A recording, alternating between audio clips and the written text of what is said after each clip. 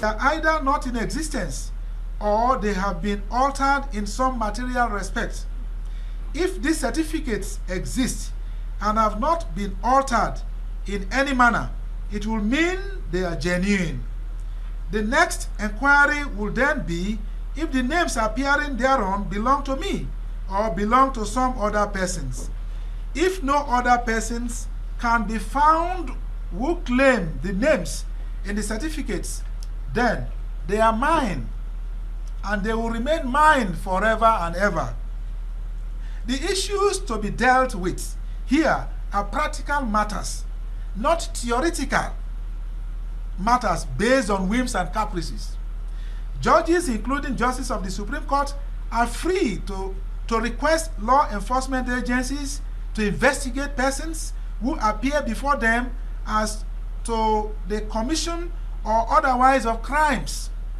Their lordships of the Supreme Court, who presided over this matter in compliance with the principle of fair hearing and for the public good, ought to investigate my names appearing in the various certificates, including the certificates themselves.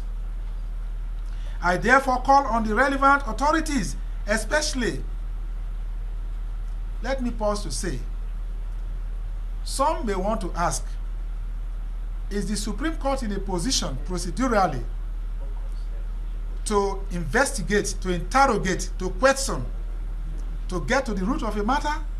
The question will be no. But the trial court ought to have done that. The trial court could not find me to be guilty.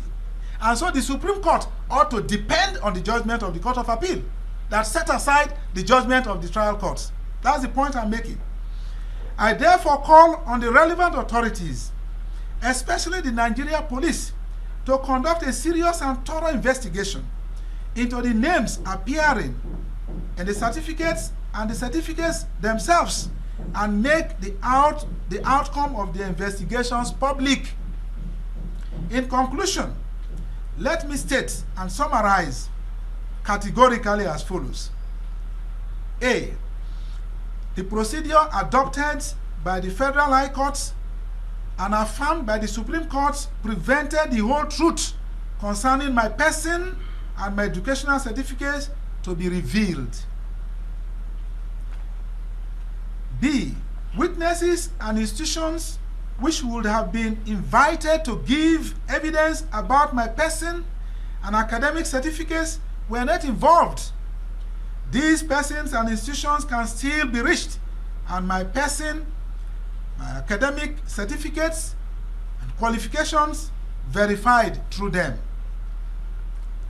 The onus of proof lies on he who accuses.